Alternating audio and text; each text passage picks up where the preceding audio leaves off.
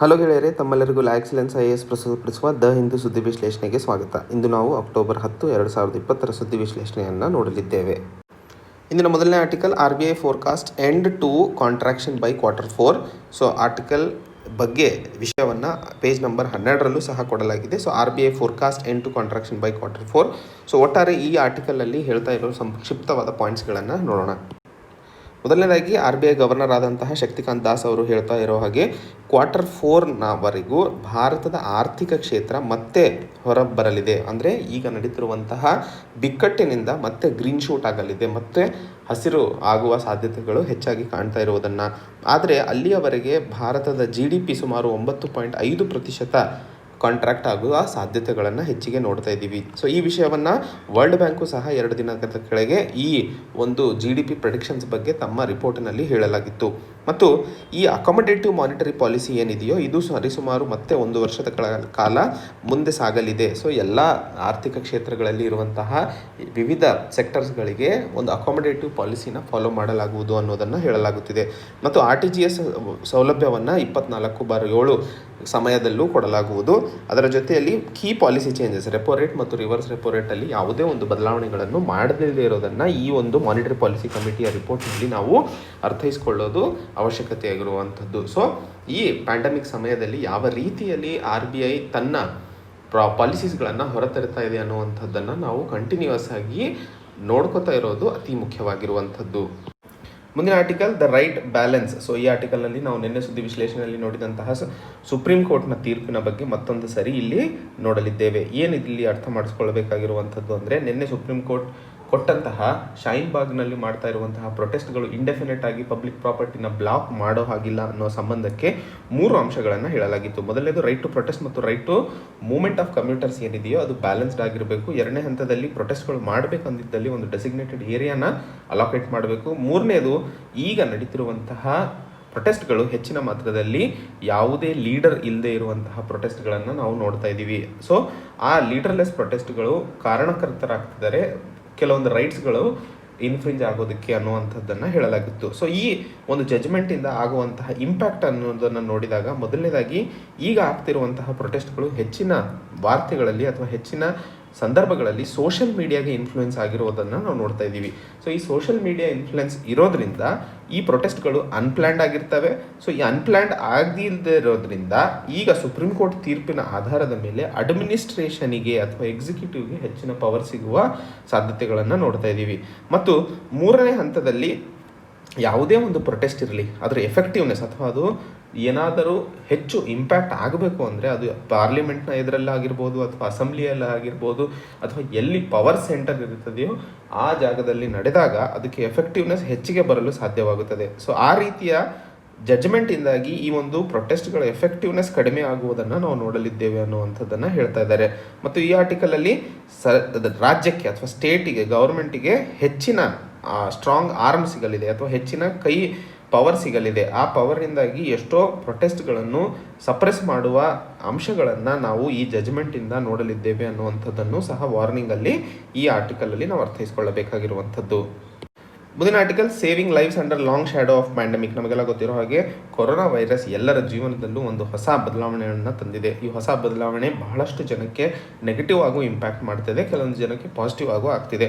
So ಹೆಚ್ಚಿನ ಮಾತ್ರದಲ್ಲಿ ಜನ ಮನೆಯಲ್ಲೇ ಉಳ್ಕೊಳ್ಳೋದ್ರಿಂದ, ಯಾವುದೇ ಫಿಸಿಕಲ್ ಆ್ಯಕ್ಟಿವಿಟಿ ಇಲ್ಲದೆ ಇರೋದ್ರಿಂದ, man is A social animal ಅಂತಲೇ ಕರಿತೀವಿ. ಮನುಷ್ಯ ಒಬ್ಬ ಸಾಮಾಜಿಕ ಪ್ರಾಣಿ ಇದ್ದ ಹಾಗೆ. ಸೊ ಸಮಾಜದ ಜೊತೆಗೆ ಬೆರೆಯೋದು ಕಮ್ಮಿ ಆಗೋದ್ರಿಂದ ಹೆಚ್ಚಿನ ಮಾತ್ರದಲ್ಲಿ ಮಾನಸಿಕ ಟ್ರೋಮಾಗೆ ಒಳಗಾಗ್ತಾ ಇರೋದನ್ನು ನೋಡ್ತಾ ಇದ್ದೀವಿ.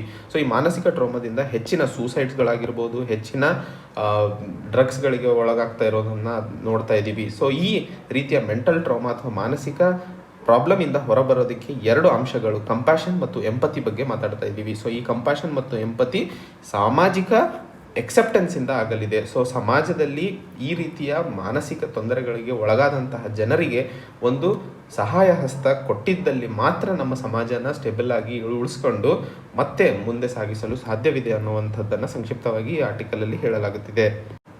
ಮುಂದಿನ article, national commission for protection of child ರೈಟ್ಸ್ಗೆ ಸುಪ್ರೀಂ ಕೋರ್ಟು ಒಂದು ತೀರ್ಪು ಅಥವಾ ಒಂದು ಸಜೆಷನನ್ನು ಕೊಟ್ಟಿರುವಂತಹ ನಿಟ್ಟಿನಲ್ಲಿ ಇದನ್ನು ನೋಡಲಿದ್ದೇವೆ. Supreme court questions NCPCR on repatriation of children. Repatriation ಅಂತಂದರೆ ಎಲ್ಲಿ ಚೈಲ್ಡ್ ಕೇರ್ ಹೋಮ್ಸ್ ಇರ್ತಾವೋ ಅಲ್ಲಿಂದ ವಾಪಸ್ ಕಳಿಸ್ತಾ ಇರುವಂಥದ್ದು. ಸೊ ಸುಪ್ರೀಂ ಕೋರ್ಟು ಈ national commission for protection of child rights ಏನು ಚೈಲ್ಡ್ ಕೇರ್ ಹೋಮಲ್ಲಿ ಇರುವಂತಹ ಮಕ್ಕಳನ್ನು ಮತ್ತೆ ಮನೆಗೆ ಕಳಿಸಬೇಕು ಅನ್ನುವಂತಹ ಕ್ರಮವನ್ನು ಕೈಗೊಂಡಿದೆಯೋ ಅದನ್ನು ಇನ್ನೊಂದು ಸಾರಿ ನೋಡಬೇಕು ಮತ್ತು ಕೇಸ್ ಟು ಕೇಸ್ ಬೇಸಿಸ್ ಮೇಲೆ. ಯಾಕಂದರೆ ಎಷ್ಟೋ ಮಕ್ಕಳು ಯಾರು ಚೈಲ್ಡ್ ಕೇರ್ ಹೋಮಿಗೆ ಬರ್ತಾರೋ ಅವರು ಬಡವ ಕುಟುಂಬದವರಾಗಿರ್ತಾರೆ. ಯಾರು ಅವರ ತಂದೆ ತಾಯಿ ಮಕ್ಕಳನ್ನು ನೋಡ್ಕೊಳ್ಳೋಕೆ ಸಾಧ್ಯವಾಗೋದಿಲ್ಲವೋ ಅಂಥವ್ರು, ಇಲ್ಲ ಅಂತಂದರೆ ಮೆಂಟಲ್ ಅಬ್ಯೂಸ್ ಆಗಿರ್ಬೋದು, ಫಿಸಿಕಲ್ ಅಬ್ಯೂಸ್ ಆಗಿರ್ಬೋದು. ಸೊ ಮಾನಸಿಕವಾಗಿ ದೈಹಿಕವಾಗಿ ಯಾರು ಶೋಷಣೆಗೆ ಒಳಗಾಗಿರ್ತಾರೋ ಆ ರೀತಿಯ ಮಕ್ಕಳು ಈ ಚೈಲ್ಡ್ ಕೇರ್ ಹೋಮಲ್ಲಿ ಇರೋದ್ರಿಂದ ಈ ಮಕ್ಕಳನ್ನು ಅಥವಾ ಇಲ್ಲಿ ಇರುವ ಎಲ್ಲ ಮಕ್ಕಳನ್ನು ಒಂದೇ ತಕ್ಕಡಿಯಲ್ಲಿ ತೂಗು ಹಾಕಿ ಅವರನ್ನು ಮನೆಗೆ ಕಳಿಸೋದು ಎಷ್ಟರ ಮಟ್ಟಿಗೆ ಸರಿ ಅನ್ನುವಂಥದ್ದನ್ನು ಸಹ ಸುಪ್ರೀಂ ಕೋರ್ಟ್ ಹೇಳ್ತಾ ಇರುವಂಥದ್ದು. ಸೊ ಸುಪ್ರೀಂ ಕೋರ್ಟು NCPCRಗೆ ಅಂದರೆ national commission for protection of child ರೈಟ್ಸ್ಗೆ ಕೊಟ್ಟಿರುವಂತಹ ಈ ನಿರ್ದೇಶನ ಏನು ಅಂತಂದರೆ ಎಲ್ಲ ಮಕ್ಕಳನ್ನು ಒಂದೇ ತಕ್ಕಡಿಯಲ್ಲಿ ಹಾಕಿ ತೂಕೋದಲ್ಲದೆ ಕೇಸ್ ಟು ಕೇಸ್ ಬೇಸಿಸ್ ಮೇಲೆ ಮಕ್ಕಳ ಸಮಸ್ಯೆಗಳನ್ನು ಅರ್ಥೈಸಿಕೊಂಡು ಅದನ್ನು ಯಾವ ರೀತಿಯಲ್ಲಿ ಉತ್ತಮ ಸಮಾಜಕ್ಕೆ ಅಥವಾ ಉತ್ತಮ ನಾಗರಿಕರಾಗಿ ಅವರು ಬೆಳೆಯಲು ಸಾಧ್ಯವಾಗಲಿದೆ ಅದರ ಬೇಸಿಸ್ ಮೇಲೆ ಮುಂದಿನ ಕ್ರಮಗಳನ್ನು ಕೈಗೊಳ್ಳಬೇಕು ಅನ್ನುವಂಥದ್ದನ್ನು ಹೇಳಲಾಗಿರೋದಂತ ನಾವಿಲ್ಲಿ ಅರ್ಥೈಸ್ಕೊಳ್ಳಬೇಕಾಗಿದೆ. DRDO ಟೆಸ್ಟ್ ಆ್ಯಂಟಿ ರೇಡಿಯೇಷನ್ ಮಿಸೈಲ್. ಸೊ ಭಾರತದ DRDO ಮೊದಲನೇ ಇಂಡಿಜಿನಿಯಸ್ ಆ್ಯಂಟಿ ರೇಡಿಯೇಷನ್ ಮಿಸೈಲನ್ನು ಟೆಸ್ಟ್ ಮಾಡಿರುವಂತಹ ನಿಟ್ಟಿನಲ್ಲಿ ಈ ಆರ್ಟಿಕಲನ್ನು ಅರ್ಥೈಸ್ಕೊಳ್ಳಬೇಕಾಗಿದೆ. ಏನಿದು ಆ್ಯಂಟಿ ರೇಡಿಯೇಷನ್ ಮಿಸೈಲ್ನ ಹೆಸರು? ರುದ್ರ M1. ಇದು ನಮಗೆ ಕರೆಂಟ್ ಅಫೇರ್ಸ್ಗೆ ಬಹಳ ಇಂಪಾರ್ಟೆಂಟ್ ಆಗಿರುವಂಥದ್ದು. ಸೊ ಈ ರುದ್ರ M1ನ ಮುಖ್ಯ ಉದ್ದೇಶ ಯಾವುದೇ ರೇಡಿಯೇಷನ್ ಎಮಿಟಿಂಗ್ ಸೋರ್ಸಸ್, ಎನಿಮಿ ರಡಾರ್ಸ್ ಆಗಿರ್ಬೋದು, ಕಮ್ಯುನಿಕೇಷನ್ ಸೈಟ್ಸ್ ಆಗಿರ್ಬೋದು, ಅಥವಾ ರೇಡಿಯೋ ಫ್ರೀಕ್ವೆನ್ಸಿ ಎಮಿಟಿಂಗ್ ಟಾರ್ಗೆಟ್ಸ್ ಆಗಿರಬಹುದು, ಇವೆಲ್ಲದನ್ನು ಲೊಕೇಟ್ ಮಾಡಿ ಟಾರ್ಗೆಟ್ ಮಾಡೋದಕ್ಕೆ ಸಾಧ್ಯವಾಗಲಿದೆ ಈ ಆ್ಯಂಟಿ ರೇಡಿಯೇಷನ್ ಮಿಸೈಲ್. ಸೊ ಇದನ್ನು ಭಾರತ ಇಂಡಿಜಿನಿಯಸ್ ಆಗಿ ಡೆವಲಪ್ ಮಾಡಿರುವಂಥದ್ದನ್ನು ನಾವಿಲ್ಲಿ ಅರ್ಥೈಸ್ಕೊಳ್ಳಬೇಕಾಗಿದೆ. ಸೊ ಇದು ಹೆಸರು ರುದ್ರ M1. ಈ article UN's world food program wins 2020 Nobel peace prize. So united ನೇಷನ್ನ ವರ್ಲ್ಡ್ ಫುಡ್ ಪ್ರೋಗ್ರಾಮಿಗೆ 2020 ನೋಬೆಲ್ ಪೀಸ್ ಪ್ರೈಸ್ ಸಿಕ್ಕಿರುವಂತಹ ನಿಟ್ಟಿನಲ್ಲಿ ನಾವು ಈ ಆರ್ಟಿಕಲನ್ನು ಅರ್ಥೈಸ್ಕೊಳ್ಳಬೇಕಾಗಿದೆ. ಸೊ ಇದು ರೋಮ್ನ ಇಲ್ಲಿ ಇರುವಂತಹ ಒಂದು ಆರ್ಗನೈಸೇಷನ್. ಇದರಿಂದಾಗಿ ಸುಮಾರು 97 ಮಿಲಿಯನ್ ಜನರು ಹಾಗೂ 88 ರಾಷ್ಟ್ರಗಳು ಪ್ರತಿ ವರ್ಷ ಈ ವರ್ಲ್ಡ್ ಫುಡ್ ಪ್ರೋಗ್ರಾಮಿಂದಾಗಿ ತಮ್ಮ ಸಹಾಯವನ್ನು ಪಡಿತಾ ಇದ್ದಾರೆ. ಸೊ ಇಷ್ಟು ದೊಡ್ಡ ಮೊತ್ತದಲ್ಲಿ ಸಹಾಯಕ್ಕಾಗಿ ಅಥವಾ ಹಂಗರನ್ನು ಸ್ಟಾಪ್ ಮಾಡೋದಕ್ಕೆ ದುಡಿತಿರುವಂತಹ ಈ ಆರ್ಗನೈಸೇಷನ್ಗೆ ಈ ವರ್ಷದ ನೋಬೆಲ್ ಪೀಸ್ ಪ್ರೈಸ್ ಸಿಕ್ಕಿರುವಂಥದ್ದು ನಮ್ಮ ಕರೆಂಟ್ ಅಫೇರ್ಸಿಗೆ ಅತಿ ಮುಖ್ಯವಾಗಿರುವಂತಹ ಪಾಯಿಂಟ್. ಸೊ ಇದನ್ನು ನಾವು ನೆನಪಿಟ್ಕೊಳ್ಳಬೇಕು. ಮುಂದಿನ article China slams Quad as closed clique. So ನಮಗೆಲ್ಲ ಗೊತ್ತಿರೋ ಹಾಗೆ ಕ್ವಾಡ್ನ ಒಂದು ಇನ್ಫಾರ್ಮಲ್ ಸಮ್ಮಿಟ್ ನಡೆದಿದ್ದು, ಇದರಲ್ಲಿ US, ಆಸ್ಟ್ರೇಲಿಯಾ, ಭಾರತ ಹಾಗೂ ಜಪಾನ್ ಈ 4 ರಾಷ್ಟ್ರಗಳು ಸೇರಿ ಒಂದು ಇನ್ಫಾರ್ಮಲ್ ಗ್ರೂಪಿಂಗನ್ನು ಮಾಡಿ ಅದರ ಮುಖ್ಯ ಆಧಾರಗಳು ಅಥವಾ ಮುಖ್ಯ ಉದ್ದೇಶಗಳು freedom of navigation, peaceful resolution of dispute ಮತ್ತು ರೂಲ್ ಬೇಸ್ಡ್ ಆರ್ಡರನ್ನು, ಈ 3 ಉದ್ದೇಶಗಳಿಗೋಸ್ಕರ ಮಾಡಿದಂತಹ ಈ ಕ್ವಾಡನ್ನು ಹೇಳ್ತಾ ಇರುವಂಥದ್ದು. ಅಥವಾ ಚೈನಾ ಇದರ ವಿರುದ್ಧವಾಗಿ ಇದನ್ನು ಒಂದು ಏಷ್ಯನ್ ನ್ಯಾಟೋ ಅಂತಲೇ ಹೆಸರಿಡುತ್ತಿದ್ದಾರೆ. ಮತ್ತು ಈ ಏಷ್ಯನ್ ಸಾಯಿಲಲ್ಲಿ ಅಥವಾ ನಮ್ಮ ಏಷ್ಯಾ ಖಂಡದಲ್ಲಿ ಈ ಕ್ವಾಡ್ ಒಂದು ನ್ಯಾಟೋ ಆಗಿ ಹೊರಹೊಮ್ಮಲಿದೆ. ಹಾಗೂ US ಮಾತ್ರ ಇದುವರೆಗೂ ಚೈನಾದ ವಿರುದ್ಧವಾಗಿ ತಮ್ಮ ಧ್ವನಿಯನ್ನು ಎತ್ತಿರುವಂಥದ್ದು. ಸೊ ಈ ಕ್ವಾಡ್ ಏನಾದರೂ ಸಕ್ಸಸ್ಫುಲ್ ಆಗಬೇಕು ಅಂತಂದರೆ US ಪವರ್ ಅಥವಾ US ಇಂಟರ್ಫರೆನ್ಸ್ ಏನಿರುತ್ತದೆ ಅದನ್ನು ಲಿಮಿಟ್ ಮಾಡುವಂಥದ್ದು ಅತಿ ಮುಖ್ಯವಾಗಿರುವಂಥದ್ದು. ಸೊ ಕ್ವಾಡ್ ಆಗಿರುವಂತಹ ಉದ್ದೇಶಗಳು ಇವತ್ತಿನವರೆಗೂ ಜಪಾನ್, ಆಸ್ಟ್ರೇಲಿಯಾ ಮತ್ತು ಭಾರತ ಹೇಳಿದ ಹಾಗೆ ಈ ರೂಲ್ ಬೇಸ್ಡ್ ಆರ್ಡರ್ ಆಗಿರ್ಬೋದು, ನ್ಯಾವಿಗೇಷನ್ ಆಫ್ ಫ್ರೀಡಮ್ ಆಗಿರಬಹುದು, ಹಾಗೂ ಡಿಸ್ಪ್ಯೂಟ್ ರೆಸಲ್ಯೂಷನ್ ಯಾವಾಗಲೂ ಪೀಸ್ಫುಲ್ ಆಗಿರೋದಾಗಿರಬಹುದು. ಈ 3 ಉದ್ದೇಶಗಳು ಸರಿಸಮಾನವಾಗಿ ಹಾಗೂ ಸ್ಟೇಬಲ್ ಆಗಿ ನಡಿಬೇಕು ಅಂತಂದರೆ US ಇನ್ಫ್ಲುಯೆನ್ಸ್ ಲಿಮಿಟ್ ಆಗಬೇಕು. ಆವಾಗ ಮಾತ್ರ ಕ್ವಾಡ್ ಸಕ್ಸಸ್ಫುಲ್ ಆಗಿ ಹೊರಹೊಮ್ಮಲು ಸಾಧ್ಯವಾಗಲಿದೆ ಅನ್ನುವಂಥದ್ದನ್ನು ಈ ಆರ್ಟಿಕಲಲ್ಲಿ ಸಂಕ್ಷಿಪ್ತವಾಗಿ ಅರ್ಥ ಮಾಡಿಕೊಳ್ಳಬೇಕಾಗಿದೆ.